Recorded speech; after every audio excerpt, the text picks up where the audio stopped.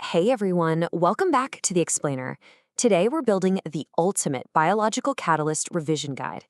If you're tackling A-level or FSC biology, you are in the right place because this is an absolute goldmine. We're going to unpack all the high-yield facts about enzymes, their structures, and the really fascinating thermodynamics that make them tick. I want you to think about this for a second.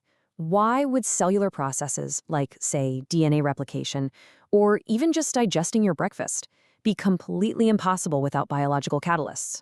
Well, it's a fundamental problem of biology. Without enzymes, life's chemical reactions would just happen way, way too slowly to keep us alive. We're talking about processes that would normally take years, getting done in literally milliseconds. These tiny molecular machines are the only reason we actually function on a livable timescale. So here's our game plan for today. First, a quick biological catalyst overview. Then, we'll look at enzyme chemical composition, followed by the apoenzyme versus holoenzyme showdown. After that, we'll cover lowering activation energy, dive into transition state theory, and finally, wrap it all up with a 10-second summary. All right, let's dive straight into Section 1, Biological Catalysts Overview, or, as I like to call them, life's little accelerators. So, by definition, an enzyme is a biological catalyst that speeds up a biochemical reaction without getting consumed in the process. Simple enough, right? But wait, there is a massive exception here that examiners love to test. While nearly all enzymes are globular proteins, some RNA molecules, which we call ribozymes, also have catalytic activity. You definitely want to keep that little exception in your back pocket.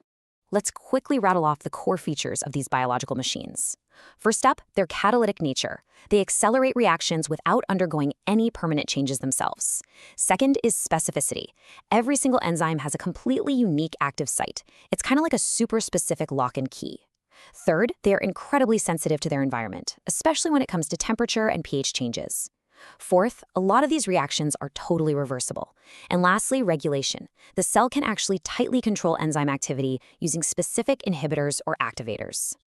Moving right along to Section 2, Enzyme Chemical Composition. Let's look at the actual anatomy of a catalyst. Now here is a high-yield equation you absolutely need to memorize. Apoenzyme plus cofactor equals holoenzyme. I always find it helps to think about it like a car.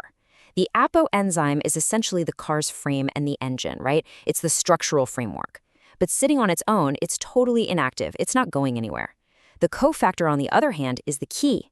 You put the key in the ignition and boom, you get a fully functional, active vehicle, which in biology we call the holoenzyme.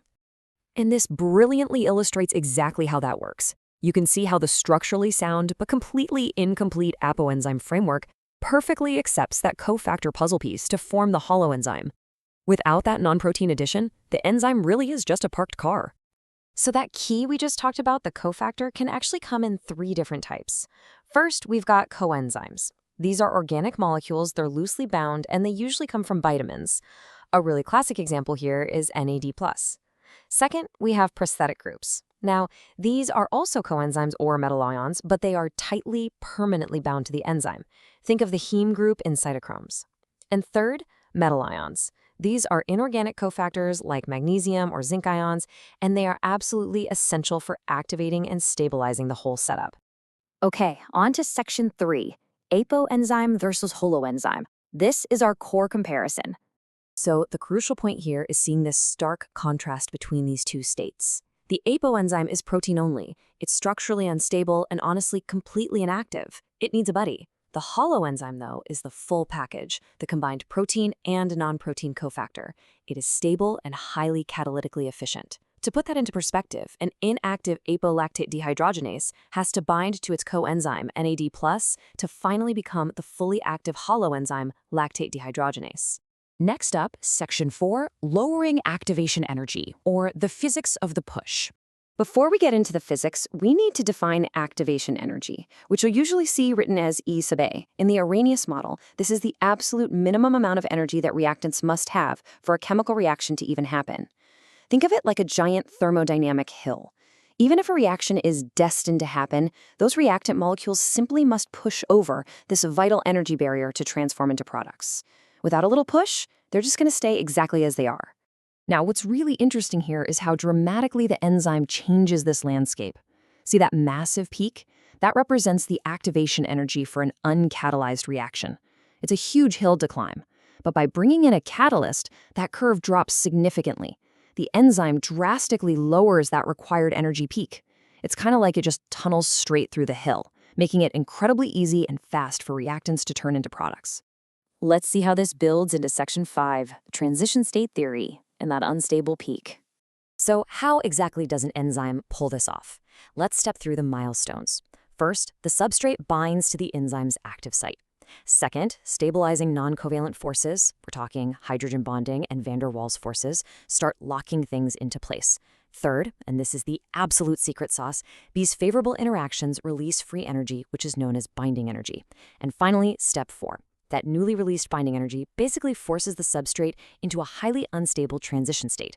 The active site is essentially hugging the substrate into an optimal fit, breaking old bonds and prepping new ones. All right, listen up because this is a massive exam trap. An enzyme does not change the equilibrium points of a reaction. I'll say it again. It does not change the final thermodynamic destination, and it doesn't change the amount of product you ultimately get.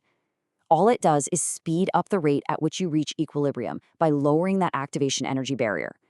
It is such a common trick for examiners to suggest enzymes alter the overall free energy of the reaction. Seriously, do not fall for it.